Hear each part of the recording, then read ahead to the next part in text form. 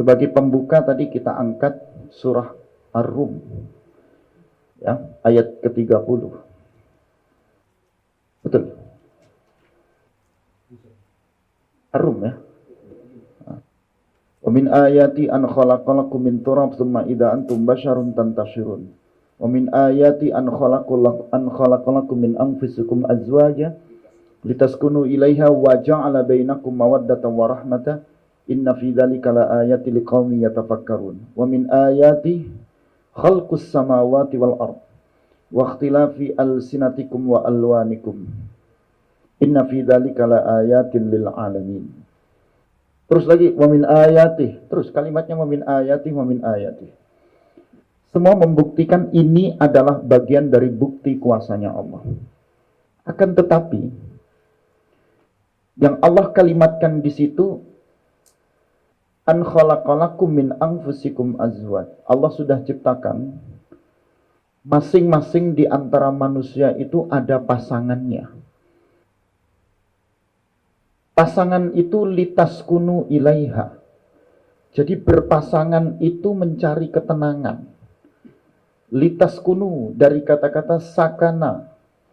Sakana itu menempati. As-sakan itu artinya tempat. Tempat di mana kita bisa tinggal. As-sakinah, kalau sudah punya tempat itu nanti menemukan ketenangan. Maka menjadi sakinah. Menikah itu utamanya sakinah dulu. Baru nanti mawaddah dan rahmahnya datang dengan sendirinya. Rumusnya cuma dua. Ikhtiar sama dengan tawakal. Ikhtiar sama dengan tawakal. Ikhtiarnya kalau pranikah itu mencari siapa yang akan dinikahi. Kalau berumah tangga, ikhtiarnya itu membangun rumah tangga ini menjadi sakinah. Bisa diterima? Ya. Saya enaknya duduk kayaknya, Ustaz. Kursi, Ustaz. Nah, kebanyakan di antara kita, ikhtiar ini kalau kita artikan ini usaha, maka sama dengannya itu adalah syukran. Sama dengannya itu adalah hasil.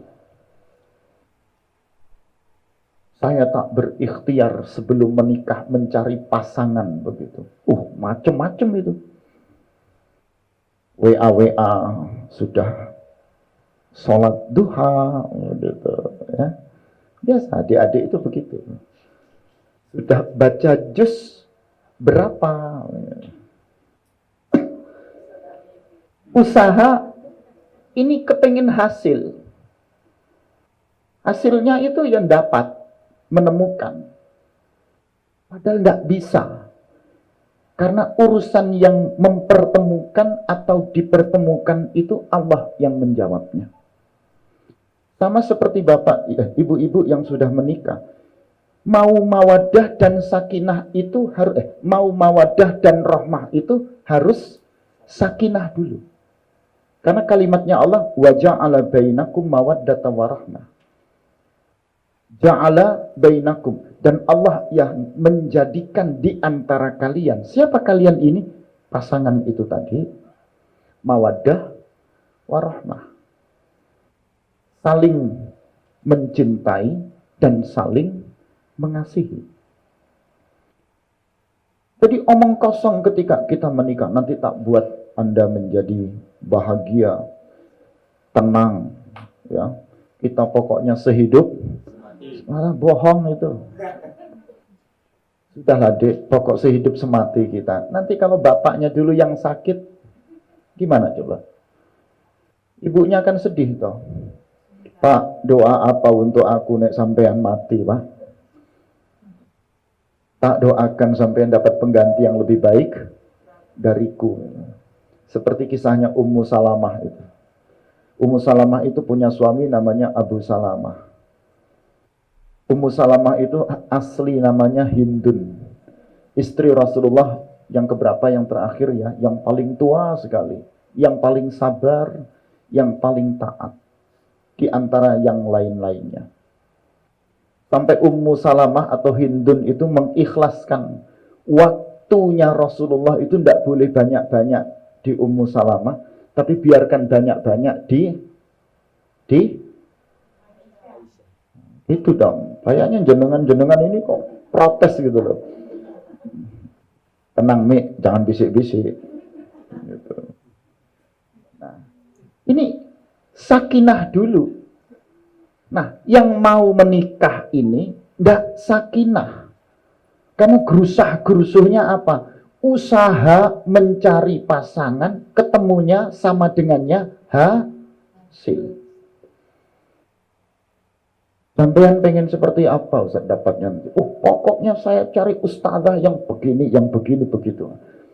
Ustadzahnya juga begitu. Ustadzah kok enggak segera melangkah itu napa ustadzah?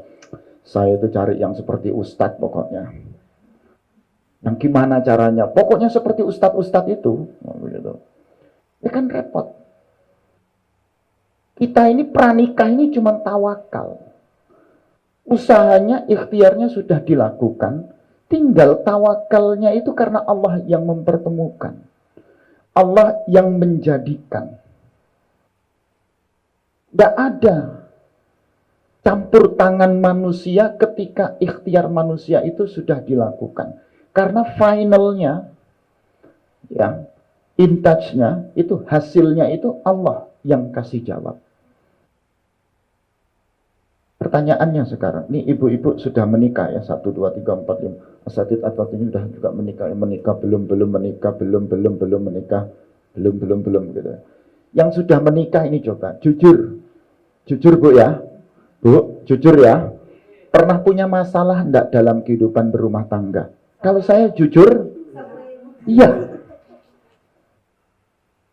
Dan kita hidup ini bukan tidak menjawab masalah, kita hidup ini memang menyelesaikan masalah. Bukan sekedar menjawab, tapi menyelesaikan. Hidup kita ini sudah membawa masalah. Mau yang single maupun yang double, yang masih belum menikah maupun yang sudah menikah. Hidup kita ini sudah membawa masalah. Yang masih sendiri ya selalu ada masalah. Yang sudah tidak sendiri, yang sudah berumah tangga itu juga selalu membawa masalah. Tugas kita menyelesaikan permasalahan. Nah, kita hanya bisa berikhtiar, bertawakal dengan zat yang telah menciptakan kita. Yang salah satu resep yang diajarkan itu bukan mencintai apa yang kita miliki, tapi mencintai yang telah menjadikan kita memiliki. Karena tidak ada kata-kata kita akan memiliki atau dimiliki selamanya. Karena kita semua ini miliknya Allah. Jadi tidak untuk mencintai materi, bukan untuk mencintai kebendaan. Karena cinta itu tidak bisa dibendakan. Sudahlah Dek, tenang, nanti tak belikan emas, tak belikan sepeda motor baru, tak belikan handphone baru misalnya begitu. Cinta tidak bisa diukur dengan materi. Makanya disebutlah kalimat al-hub atau al-wad itu berbentuk sebagai cinta yang tidak bisa dimaterikan. Oke, kita bisa mengatakan apa bedanya al-hub dengan al-wad? Al-mahabbah dengan al-mawaddah. Al-mahabbah ini cinta yang sifatnya umum. Kalau al-mawaddah khusus. Al-mahabbah cintanya kita bersifat sesuatu yang umum. Dan rata-rata yang kita umumkan ini materi. Karena godaan manusia saat hidup di dunia itu materi. Tetapi al-mawaddah ini enggak. Wa ja'ala bainakum mawaddatan wa rahmah. Dan Allah yang menjadikan di antara kalian memiliki rasa saling menyayangi, ya, saling mencintai dan saling menyayangi. Al-mawaddah ini tidak bermateri. Makanya kita sebut di sini al-hub. Di Al-Quran cukup banyak kalimat itu. Wa tuhibbunahum kahubbillah. Wa minan nas may yattakhidhu andadan min dunillahi yuhibbunahum kahubbillah. Di antara manusia ada yang menjadikan andad, ya, musuh-musuh, penentang-penentang. Yang mereka itu adalah min dunillah, selain Allah. Mereka mencintai berhala, sesembahan, seperti mereka mencintai Allah. Yuhibbunahum kahubbillah. Yang digunakan kalimat al-hub, materi, berhala, benda. Ya, kita lebih mencintai materi daripada cintanya kita kepada Allah. Mau sholat di masjid, kita pakai sepatu atau kita pakai sendal atau kita bawa sepeda motor. Yang kita amankan itu apa? Materinya dulu. Kita bawa tas, materinya dulu. Jadi naruh tas hati-hati, naruh sendal sepatu hati-hati, naruh sepeda motor hati-hati. Baru kita sholat. Kalau ini tidak hati-hati, ketika sholat ingat, aduh, tas tadi di belakang lupa dipindah. Hilang apa enggak? Naruh sepeda, aduh, tadi lupa dikunci sekam. Hilang apa enggak? Sehingga ketika ibadah sholat itu kita terkesan ingat kepada materi kita daripada ingat kepada sesuatu yang tidak bermateri. Ya. Wa tuhibbunahum hubban jamma. Sebelumnya apa ayatnya? Wa tuhibbunal mala hubban jamma. Dan kalian mencintai harta dengan kecintaan yang luar biasa. Al-mal. Artinya, ketika kalimat ini digunakan untuk membangun kehidupan, maka sebenarnya kehidupan kita, baik sebelum kita menikah, maupun setelah kita menikah, ketika kita belum berumah tangga, maupun ketika kita setelah berumah tangga, yang kita miliki hanyalah kecintaan kita kepada zat yang tidak pernah ada materinya. Itulah Allah Subhanahu wa Ta'ala. Berbeda dengan mawaddah. Ya, berbeda dengan kalimat wadda yawuddu, wuddan. Berbeda sekali. Sehingga kalimat wa ja'ala bainakum mawaddata warahmah. Allah yang menjadikan kita punya mawaddah. Seperti apa mawaddah itu? Allah yang menjadikan kita ini saling cinta dan saling mengasihi. Seperti apa? Padahal dalam bentuk dan fisiknya tidak bisa. Ya. Makanya di sini al-hub itu lebih kepada ibarah nafsiyah. Pengibaratan yang berhubungan dengan diri kita. Dengan jiwa kita. Tetapi kalau al-wud itu sudah al-ibarah. Bukan nafsiyah. Tapi al-hissiyah. Jadi berangkat dari perasaan. Berangkat dari sulukiyah. Fi'liyah. Ini nafsiyah, ini fi'liyah. Yang ini tidak terlihat karena yang dibangun adalah perasaan, kejiwaan. Yang al-wud mawaddah ini lebih kepada sulukiyah. Sikap, perilaku, bagaimana kita menciptakan rasa cinta itu ada sama kita. Nah, coba perhatikan kehidupan yang kami coba angkat pada 3 kehidupan para utusan Allah. Ya. Ada sahabat Rasulullah yang cukup hebat dalam kehidupannya dan membangun peradaban untuk tidak mencintai kehidupan duniawinya. Siapa itu? Abdurrahman bin Auf. Abdurrahman bin Auf itu belajar untuk tidak cinta kepada dunia. Ketika Abdurrahman bin Auf belum masuk Islam, Abdurrahman bin Auf itu sosok yang menentang agamanya Muhammad. Lalu ketika Rasulullah itu membawa ajarannya tauhid, secara tidak langsung Abdurrahman bin Auf berubah dan menyatakan dirinya masuk Islam. Ketika Abdurrahman bin Auf masuk Islam, Abdurrahman bin Auf itu masih miskin, tidak punya harta, ya, tetapi ia punya semangat untuk bekerja. Apa yang diajarkan Rasulullah untuk Abdurrahman bin Auf? Wahai Abdurrahman, bekerjalah engkau karena Allah, berbuatlah engkau karena Allah, bekerja keraslah engkau karena Allah. Kewajiban kita dari itu apa? Berbuat, bekerja. Hasil tawakal. Hasil tawakal. I'malu fasayarallahu amalakum wa rasuluhu wal mu'minun. I'malu, berbuatlah, bekerjalah, beraktivitaslah. Maka Allah yang akan melihat beserta Rasulnya dan orang-orang mukmin. Jadi kewajiban kita ini bekerja, kewajiban kita ini berbuat. Bekerja, berbuat karena Allah. Seperti yang diajarkan Allah kepada Abdurrahman bin Auf. Berbuatlah engkau, bekerjalah engkau setelah engkau masuk Islam. Abdurrahman bin Auf masih miskin itu.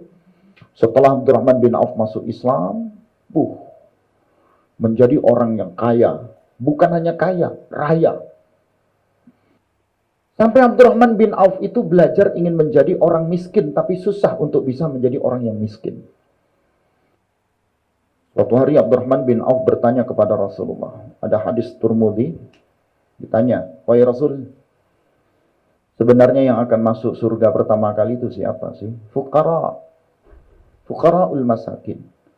Orang-orang fakir, orang-orang miskin yang akan pertama kali masuk ke dalam surga. Setelah itu siapa? Baru orang-orang kaya. Kenapa orang-orang yang kaya? Hisabnya berat. Hisabnya banyak. Setelah itu Abdurrahman bin Auf berpikir, salah. Aku berbuat, aku bekerja karena Allah, tetapi kenapa Allah kasih aku kaya? Disitulah Abdurrahman bin Auf membelanjakan semua hartanya itu untuk kemaslahatan perjuangan di jalannya Rasulullah. Suatu hari terjadi perang. Ketika mereka sudah pasca hijrah ini, mereka sudah pada hijrah bersama Rasulullah, ada peperangan yang akan dilaksanakan bersama Rasul. Ketika Rasulullah memerintahkan perang, berangkatlah sahabat-sahabat termasuk di dalamnya Abdurrahman bin Auf.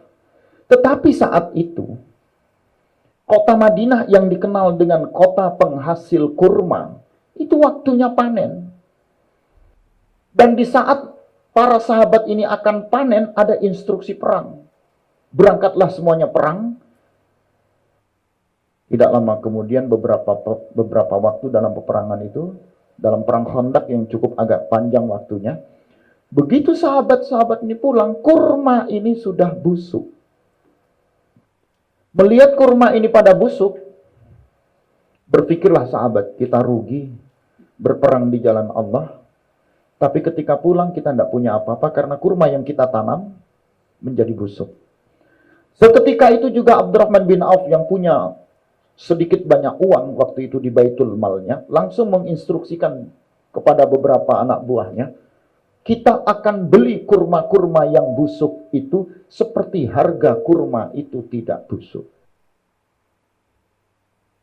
Mendengar kalimat itu, sahabat senang. Alhamdulillah. Semoga Abdurrahman bin Auf, engkau dilipat gandakan oleh Allah dengan rezekimu. Kurma yang busuk-busuk tadi dibeli dengan harga yang cukup standar seperti kurma yang tidak busuk. Abdurrahman bin Auf bangga. Alhamdulillah, aku yang tadinya kaya raya sekarang menjadi miskin karena uangnya dipakai untuk membeli kurma yang busuk itu tadi. Tidak lama kemudian terjadi wabah penyakit yang cukup luar biasa di kota Taif. Jadi di kota Taif waktu itu terserang penyakit yang cukup membahayakan seperti corona barangkali. Dikumpulkan beberapa kaisar, beberapa tabib. Disimpulkanlah bahwasannya saat penyakit atau wabah yang mematikan ini menyerang beberapa kota, obatnya itu adalah kurma yang busuk. Seketika itu juga pada mencari di mana kurma yang busuk ini. Tidak ada yang punya kecuali Abdurrahman bin Auf. Para tabib pun membeli dengan harga yang berlipat-lipat, sampai 10 kali lipat. Muncullah kalimat, ya, man jaa bil hasanati falau asyru amsalha ila asyri mi'ati di'fin ila sab'i mi'ati di'fin. Siapa yang mendatangkan suatu kebaikan itu akan dilipat gandakan 10 kali sampai 700 kali lipat. Apa yang dilakukan Abdurrahman bin Auf? Cuman berikhtiar, cuman usaha. Dari miskin lalu menjadi kaya setelah masuk Islam. Cuman diajarkan Rasulullah, berbuatlah, bekerjalah, beraktivitaslah. Ini yang dilakukan, ikhtiar usaha. Sama dengannya tawakal. Tidak pernah berpikir hasil. Begitu Allah miskinkan, atau Allah mengajarkan untuk miskin, Rasulullah mengajarkan orang yang pertama kali masuk surga yang miskin-miskin. Abdurrahman bin Auf mencoba untuk itu. Apa yang terjadi? Tawakalnya kepada Allah menghasilkan hasil. Abdurrahman bin Auf tidak dijatuhkan menjadi orang yang miskin. Nah, lantas teman-teman, hari ini kita hidup di dunia, kita beraktivitas, kita berbuat, kita punya target. Kita punya obsesi tinggi. Saya nanti mengharapkan nanti kalau hasil dari bapak bekerja itu tak buat untuk nyekolahkan anak ini. Nanti anak saya bertambah, nanti itu tanah di sana untuk ini, dan macam-macam. Tidak ada. Kita hanya meninggalkan untuk generasi kita, generasi yang beriman kepada Allah. Generasi yang berakhlak dengan akhlaknya Rasulullah. Generasi yang berilmu dengan ilmunya Allah dan Rasulnya. Generasi yang benar-benar nanti beramal, beramaliyah, berbuat karena Allah. Tuh. 4 hal itu yang menjadi moto Bait Al-Fat. Beriman, berakhlak atau beradab, berilmu, beramal. Kita cuma punya itu. Tidak ada generasi yang nanti dikasih kelebihan tinggalan dengan sebut harta waris. Generasi yang benar-benar nanti akan mewarisi pekerjaan orang tuanya. Tidak ada. Kita cuma dititipkan menjadi generasi yang beriman kepada Allah, berakhlak dengan akhlaknya Rasulullah, ya, berilmu dengan ilmunya Allah dan Rasulnya, beramal lillah karena Allah. Itu yang dicari. Lantas hari ini kita punya anak, apakah kita punya harapan besar dengan ikhtiar kita terhadap anak? Tidak. Kita punya harta, apakah ada harapan besar dengan harta yang kita miliki untuk anak? Tidak. Kita punya profesi, apakah kita berharap besar dengan profesi yang kita miliki untuk generasi dan anak kita? Tidak. Bapaknya ustadz, ustadzah, belum tentu anaknya jadi ustadz, ustadzah. Bapaknya profesor, belum tentu anaknya jadi profesor. Bapak ibunya dokter, belum tentu anaknya jadi dokter. Bapak ibunya petani, belum tentu jadi petani. Semua itu kita titipkan. Sama. Adik-adik kita ini yang naksir-naksir begitu. Saya tak dambakan ustadzah kayak Bait Al-Fat, pokoknya ustadz. Belum tentu sesuai dengan harapan yang diinginkan. Karena ada tawakal. Jangan pernah berpikir kita berusaha, berikhtiar dengan hasil yang kita inginkan. Tapi berpeganglah karena kita punya prinsip bertawakal. The man propose, the God dispose. Manusia boleh punya rencana, tapi Allah punya kehendak. Mana yang lebih kita dahulukan? Rencananya manusia apa kehendaknya Allah? Betul ya? Mana yang kita utamakan, rencana manusia atau kehendaknya Allah? Mau ngaji begini, ada yang tanya, Ustadz konsumsinya gimana? Roti, jangan roti. Buah, boleh. Belum tentu ketika disodorkan buah, ini habis semua. Manusia punya rencana, tapi kalau kehendak Allah, belum tentu buah itu tersentuh. Nanti tempatnya cukup apa enggak? Yang penting jalan dulu. Belum tentu ketika tempat ini dibuat cukup, yang hadir juga akan mencukupi. Belum tentu. Berjalanlah, berbuatlah, bekerjalah. Itu motivasi yang diajarkan Abdurrahman bin Auf. Ya, ketika kalimat Allah berbunyi dengan kalimatnya, "Ya'malu fasayarallahu amalakum wa rasul wal mu'minun." Lantas apa yang menjadi motivasi kita untuk membangun itu? Bekerjalah, berbuatlah, beraktivitaslah, karena kita punya cinta kepada Allah. Hanya itu. Makanya panjenengan-panjenengan ini yang akan melakukan untuk menikah, cuman punya niat. Gimana, punya jodoh apa enggak? Enggak tahu Ustaz, saya ini bingung, yang mau itu siapa, begitu ya. Kan juga repot. Ada yang kami tanya, mohon maaf Bu ya, Ustaz, Ustazah, nanti kira-kira siapa pasangannya? Enggak tahu Ustaz, yang penting saya ini mengabdikan ilmu saya dulu. Bapak ibu yang sudah menikah juga nggak boleh begitu. Gimana Bu, Pak? Putra putrinya nanti gimana? Kelanjutannya seperti apa? Nggak tahu Ustaz, saya itu melihat anak saya. Belum menjawab itu sudah sambatan dulu. Belum menjawab sudah sambatan. Sama teman-teman ini juga begitu. Gimana Ustaz? Ada yang dilihat tadi? Ada Ustaz. Gimana hasilnya? Nggak tahu Ustaz, saya itu melihat kok kayaknya pasif Ustaz. Oh, begitu. Jadi belum ditanya tentang hasil itu sudah mengeluh dulu. Nggak mungkin kayaknya Ustaz, terlalu baik untuk saya, gitu. Nah, disinilah ada fase kita tidak bisa memahami bahwasannya di balik dua kalimat ini itu ternyata ada misteri, ada mutiara yang terpendam. Apa mutiara yang terpendam? Tidak ada yang bisa merencanakan. Yang ada itu kita niatnya berbuat dulu. Gimana Ustaz? Cocok Ustaz. Mudah-mudahan Allah kabulkan. Semangat begitu loh. Yang Ustazah juga begitu. Ustazah?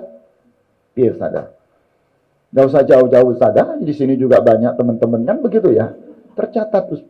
Ngapun tentu ya. Ini minta doa restu ya. 9 orang ini yang di sini nih. Belum punya pasangan. Yang di sana yang di mutiara itu juga berapa? 10, 11. Jadi malu-malu kucing gitu loh. Padahal yang dibutuhkan motivasinya, ayo. Kita ini yang diminta bekerja, berbuat. Kita yang diminta itu berani dulu. Kalau yang pakai peci di belakang itu sudah laku Bu. Itu Bani Makassar itu. Dapatnya asli Makassar sana. Itulah CLBK. Cinta lama bersemi. Iya. Dulu 3-4 tahun yang lalu tuh gimana Le? Oke tah. Enggak Ustaz, saya tak bekerja dulu. Enggak Ustaz, saya tak berbuat dulu. Enggak bisa. Islam cuma mengajarkan seperti Abdurrahman bin Auf mengajarkan kita tadi. Diminta untuk ketika masuk Islam, ketika Allah mengajarkan bekerja, berbuat, itu yang dilakukan Abdurrahman bin Auf, totalitas. Apapun. Waktu kita mengajar, ya mengajar. Waktu kita mendidik anak, ya mendidik anak. Waktu kita mengabdi kepada keluarga, mengabdi yang baik. Waktu kita bekerja, ya bekerja. Waktu kita beraktivitas di kendaraan, ya di kendaraan. Semuanya fokus totalitas. Tidak boleh waktu ngajar ngaji, mikir sambil WA. Piye iki Ustaz ini. Goda tok begitu ya, misalnya begitu. Ya Ustaz Atif ya. Bingung saya, ini santrinya juga baik-baik, begitu. Tidak bisa, harus fokus. Waktu kita makan, ya fokus makan. Waktu kita mengajar, fokus mengajar. Itu yang disebut totality. Berbuat, bekerja, totalitas. Jangan sambil masak, ibu-ibu sambil masak, sambil bersedih, berlinang. Duh, bapak ini nggak ngerti, nek tak masak, ya nggak pulang-pulang, misalnya begitu ya Bu ya. Tidak begitu. Lakukan apa yang bisa kita kerjakan dengan totalitas. Tidak ada yang mampu untuk kita kerjakan, tawakalkan kepada Allah. Biar Allah yang perjalankan. Biar Allah yang menggerakkan. Ya. Yang kedua, ada kisah Abu Hurairah. Abu Hurairah, pernah dengar ya? Sahabat Abu Hurairah, itu sejak usia kecil, dilahirkan dalam keadaan tidak punya ayah. Ibunya hanya sosok yang berada di rumah dan tidak banyak memiliki aktivitas. Ketika lahir Abu Hurairah, itu ayahnya sudah tidak ada. Seiring perjalanan waktu, disitulah sang ibu berdoa, "Ya Allah, engkau titipkan anak untukku tanpa penopang, penguat kehidupanku. Seiring perjalanan waktu, anak ini semakin besar. Setelah disapih 2 tahun, anak ini muncul kecerdasannya. Tapi seiring dengan muncul kecerdasannya, dimunculkan oleh Allah kelemahannya. Abu Hurairah yang sudah semakin besar, dilihat anak ini tidak bisa melihat, buta. Lantas kemudian sang ibu berdoa kepada Allah, ya Allah, engkau kasih keturunan untukku tanpa penopang, tanpa penguat dalam hidupku. Sekarang engkau uji kembali aku dengan anak yang penuh dengan keterbatasan, tidak bisa melihat. Lantas terinspirasi dalam hati sang ibu. Apa yang dilakukan? Ia berpesan, nak, belajarlah kepada gurumu. Belajarlah tentang Al-Quran. Abu Hurairah kecil ini belajar menghafal Al-Quran. Tidak butuh waktu lama-lama, ia kembali. Tidak lebih dari 40 hari ia kembali. Ibu, Al-Quran sudah kuhafal. Kata guruku berkata, kecil kalau menghafal Al-Quran. Hafalkan selain Al-Quran. Apa itu? Dikatakanlah, hafalkan hadis-hadis.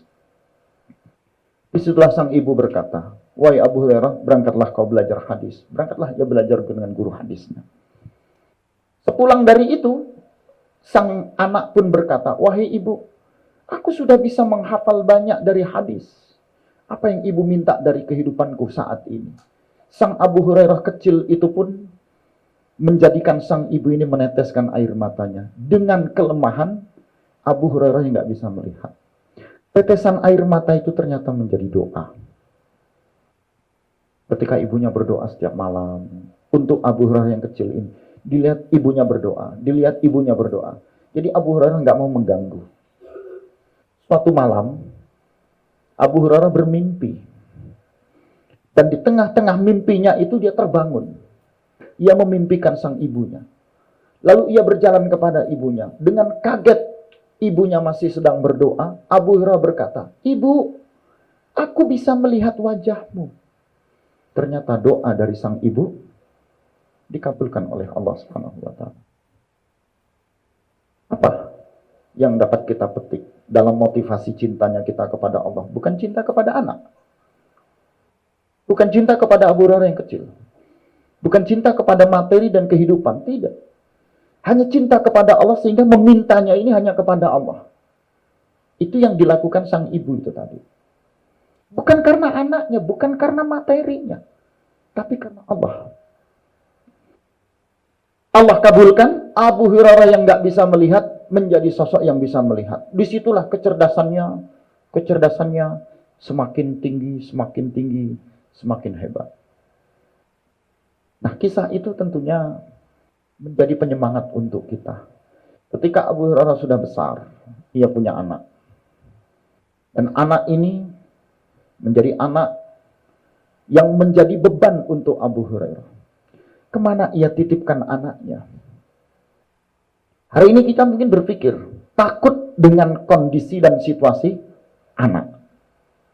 Abu Hurairah mengajarkan kepada kita, titipkan anak ini kepada Allah. Bukan menitipkan anak ini kemanapun. Lembaga, pendidikan, komunitas, apapun sama. Yang ada itu adalah keberkahan ketika kita memiliki niat yang cukup kuat untuk menitipkan anak ini kepada Allah. Jadi ia pasrah kepada Allah. Yang penting ia tunaikan kewajibannya. Dia berbuat untuk mendidik anaknya dengan baik. Abu Hurairah berupaya untuk mendidik anak-anaknya dengan ilmu agama yang baik. Dia nggak berpikir anak ini nanti jadi apa. Coba hari ini Bu, kita lihat di rumah tangga ini. Maknya bilang begini, kuliah, ambil apa? Teknik, begitu. Nanti bisa jadi ini, bisa jadi itu, bisa jadi ini. Yang bapaknya bilang, jangan teknik, kedokteran. Bingung, anaknya minta ke pesantren. Yang anak minta ke agama, bapak ibunya minta ke umum. Yang ibunya minta ke agama, nak masuk pesantren, bapaknya minta ke umum. Obsesinya apa? Bekerja. Orientasinya apa? Punya hasil. Pernah nggak Bapak dan Ibu, teman-teman hari ini berpikir, ikhtiar usaha kita, tawakal kita kepada Allah. Kewajiban kita sebagai orang tua cuman menjadikan generasi ini jangan menjadi generasi yang lemah. Wal yakhsal ladina law taraku min khalfihim dzurriyyatan dhi'afa. Kan kita diminta untuk takut jangan sampai generasi yang kita tinggalkan menjadi generasi yang lemah. Belajar dari Abu Kilabah, sahabat Rasulullah di antara 70 sahabat yang lainnya. Abu Kilabah, sosok yang buta, tidak punya dua tangan, tidak punya dua kaki, nggak bisa ngapa-ngapain. Tidak ada lagi keluarganya, kecuali satu orang anak 14 tahun yang setiap hari bekerja untuk mencarikan air agar Abu Kilabah berwudu untuk salat. Yang mencarikan makan Abu Kilabah, karena Abu Kilabah nggak bisa kemana-mana. Suatu hari Muhammad bin Abdullah datang, menemui Abu Kilabah di tengah-tengah padang pasir, di atas satu tenda. Datanglah, wahai Abu Kilabah, ajarkan aku tentang apa yang menjadikan engkau bisa bersyukur kepada Allah. Jadi Abu Kilabah diminta untuk menerangkan kepada Muhammad bin Abdullah tentang syukur itu apa sih. Abu Kilabah itu berpikir dengan pertanyaannya Muhammad bin Abdullah. Muhammad Abdullah juga berpikir, kok bisa Abu Kilabah ini hidup seperti ini? Hanya karena bersyukur kepada Allah. Apa jawabannya Abu Kilabah? Wahai Muhammad bin Abdullah, bukankah Allah itu sudah kasih aku otak, akal? Dengan akal itu aku bisa mendengar yang benar. Dengan akal itu aku bisa bertutur kata yang benar. Dengan akal inilah kebenaran itu bisa aku temukan. Apa? Aku masih punya Allah. Jadi motivasi Abu Kilabah itu adalah motivasi bertauhid. Punya Allah. Suatu hari, Muhammad bin Abdullah diminta untuk mencari. Abu Kilabah diminta untuk meminta kepada Muhammad bin Abdullah untuk mencari anaknya. Muhammad bin Abdullah, tolong carikan anakku. Beberapa hari anakku ini belum pulang. Ia biasanya mencarikan makan untukku, sekarang belum, aku belum makan. Dicarikanlah kemana anak ini bermain. Anak yang semata wayang 14 tahun itu ditemukan sudah meninggal. Diterkam oleh hewan buas. Fisiknya nggak bisa diangkat, nggak bisa dibawa karena tulang belulangnya sudah berserakan. Karena daging-daging tubuhnya sudah dihabis dimakan oleh burung gagak. Kembalilah Muhammad bin Abdullah. Tidak tega untuk bercita kepada Abu Kilabah. Wahai Abu Kilabah, ajarkan aku apa sih sepertinya orang yang bersabar itu bagaimana? Abu Kilabah menjawab, kau lihat Nabi Ayub. Dia orang yang kaya raya, tapi Allah miskinkan. Dan Nabi Ayub sabar. Dia yang sehat, gagah, tampan. Allah uji dengan penyakit. Dan Nabi Ayub sosok yang sabar. Disitulah Muhammad bin Abdullah cerita. Abu Kilabah, anakmu sudah meninggal. Dimakan hewan buas, tubuhnya hancur oleh burung gagak. Apa jawaban Abu Kilabah? Alhamdulillah, segala puji bagi Allah yang telah menjadikan aku tidak memiliki keturunan yang bermaksiat kepada Allah. Aku memiliki keturunan yang tidak bermaksiat kepada Allah. Tarik nafas beberapa kali, meninggal. Coba bayangkan gitu. Menanamkan kehidupan dengan hanya mencintai, bukan kepada siapa di antara apa-apa yang ada dari makhluknya Allah, tapi belajar hidup hanya mencintai Allah. Itu kisah yang cukup indah untuk kita. Ya. Yang terakhir, ini kalau terus nanti tidak selesai-selesai. Ada kisah Ummu Salamah yang tadi sempat kita angkat. Ummu Salamah bersuamikan Abu Salamah. Tidak ada yang dibangun dalam kecintaan Ummu Salamah dan Abu Salamah kecuali hanya kepada Allah. Abu Salamah tewas di medan perang. Dan ketika sebelum tewas itu, sebelum berangkat berperang, Abu Salamah berkata kepada Ummu Salamah, wahai istriku yang tercinta, andai kata aku diwafatkan Allah, bagaimana? Ummu Salamah menjawab, aku tidak mencintaimu, tapi cintaku kepadamu hanya karena Allah. Langsung Abu Salamah berkata, andai kata aku diwafatkan oleh Allah, aku hanya bisa mendoakan kepadamu ya Ummu Salamah, semoga Allah menggantikan pengganti setelah aku dengan pengganti yang jauh lebih baik. Bisa dipahami? Bisa diterima? Ummu Salamah ketika didoakan oleh Abu Salamah cuma berdoa, semoga engkau akan mendapatkan pengganti setelah aku yang jauh lebih baik. Ternyata Abu Salamah diwafatkan oleh Allah. Ummu Salamah wanita yang sabar, wanita yang taat kepada Allah, wanita yang selalu mengabdi dan berjuang hanya karena Allah, wanita yang hanya mencintai, cintanya hanya karena Allah. Melihat kehidupannya Ummu Salamah, Rasulullah itu tidak tega.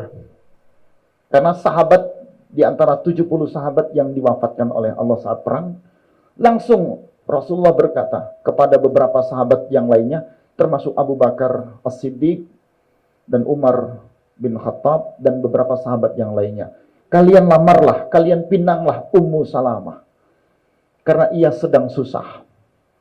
Karena sahabat-sahabat di antara sahabatnya Rasulullah itu adalah orang-orang yang berkecukupan dan memiliki kemampuan. Abu Bakar ya kaya, Umar bin Khattab ya kaya, ya, Zubair bin Awam ya kaya, Abu Sa'ad ya kaya, semua kaya. Diminta oleh Rasulullah bantu dengan cara menikahinya. Semua lamaran itu ditolak oleh Ummu Salamah. Ummu Salamah hanya berkata, engkau bukan menjadi pengganti yang terbaik dari suamiku. Berarti Ummu Salamah belum menemukan sosok pengganti yang terbaik seperti suaminya Abu Salamah. Mendengar jawaban seperti itu, Rasulullah pun berkata, oke, aku tak menyuruh salah satu di antara sahabatku, wahai fulan, pergilah engkau ke Ummu Salamah, sampaikan lamaranku atas nama Rasulullah untuk Ummu Salamah. Melihat ini lamaran datangnya dari Rasulullah, ditolak atau diterima? Diterima. Disitulah Rasulullah diterima oleh Ummu Salamah sebagai istri yang paling tertua, yang paling bijak, yang paling sabar, sampai Ummu Salamah itu mengikhlaskan waktunya Rasulullah tidak banyak bersamanya, tapi membiarkan dengan yang lainnya. Nah, apa yang ditanamkan di sini? Bukan mencintai materi, bukan mencintai apa yang dimiliki, tetapi mencintai sesuatu karena Allah.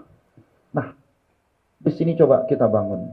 Kalau ini dihubungkan dengan pranikah, adik-adik, teman-teman kita yang belum menikah, jangan mencintai sesuatu karena fisiknya. Bukan karena akhlaknya, bukan karena penampilannya, bukan karena apa-apanya, bukan karena keturunannya, bukan karena golongannya, bukan karena fahamnya, bukan karena apa-apa yang ada pada materinya, dirinya. Tapi cintailah itu dan membangun kecintaan itu karena Allah. Maka semua pernikahan yang dibangun dengan dasar sakinahnya itu karena Allah, pasti nanti dapat mawaddah warahmah. Kalau mawaddah warahmahnya tidak dapat, itu karena belum sakinah. Sakinah tadi apa? Tenang. Sakana itu tempat. Tempat di mana kita bertempat. Kalau sudah punya tempat, itu ada ketenangan. Kalau memiliki ketenangan, itu berarti ada ketentraman. Keluarga yang tentram, keluarga yang tenang, keluarga yang memiliki tempat. Di situ dia menemukan ketenangan, ketentraman. Meskipun masih ngontrak, meskipun masih nyewa, meskipun hanya menggunakan hak pakai. Yang penting ketika hujan tidak basah, ketika kena panas, tidak kepanasan. Kan begitu. Ketika waktunya makan, ya tetap makan. Sak miskin-miskinnya orang itu makannya tetap nasi. Betul ya? Sak miskin-miskinnya kita, seseorang itu tetap berpakaian dengan pakaiannya kain. Ada orang miskin, itu orang miskin Pak, fakir miskin, pakaiannya pakai apa? Daun gitu, tidak mungkin. Ya kesenangan yang melihat toh, daun gitu, tembus pandang begitu.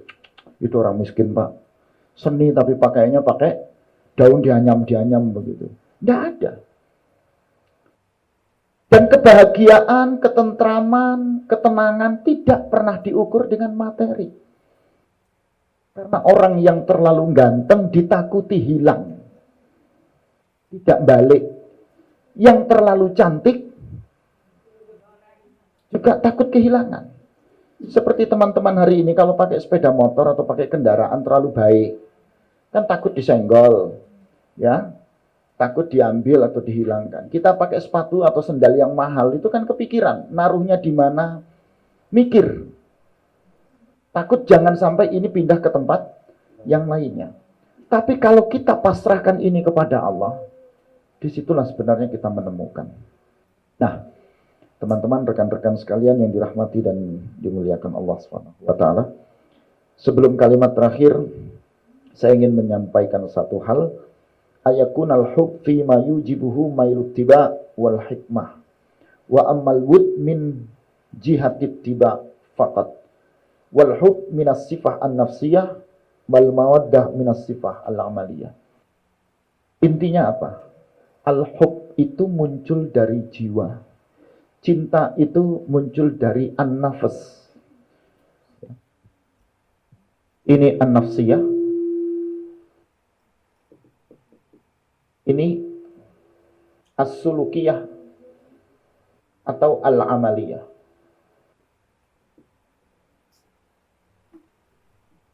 Katanya cinta itu begini, kata bijak itu dari mata turun.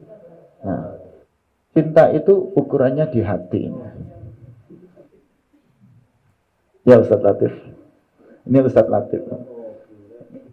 Teman kita Abu dak remah tak iya. Nah putih lajari tangan lering majeng tanto nalapa demole. Tojudina tak iya. Gitu ya. Jadi dari negeri jiran sana. Ya, tapi ini swasta bukan negeri. Ustaz Abdul Latif suaranya Masya Allah merdu sekali, menggaungkan dunia. Ya, tapi itu tadi. Beliau membaca ayat-ayat itu sering dari hati.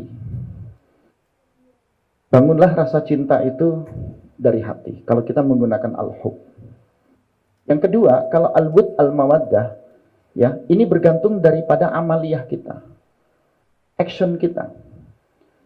Perbuatan, aktivitas, itu yang menjadikan kita mawaddah itu tadi. Semoga kita dijadikan hamba yang membangun kecintaan kita hanya karena Allah dalam kehidupan duniawi kita. Tidak ada yang kita miliki kecuali kita memiliki Allah. Tidak ada cinta yang abadi kecuali cinta kita kepada Allah. Dilarang untuk mencintai selamanya karena tidak ada cinta yang harus kita miliki karena semuanya miliknya Allah.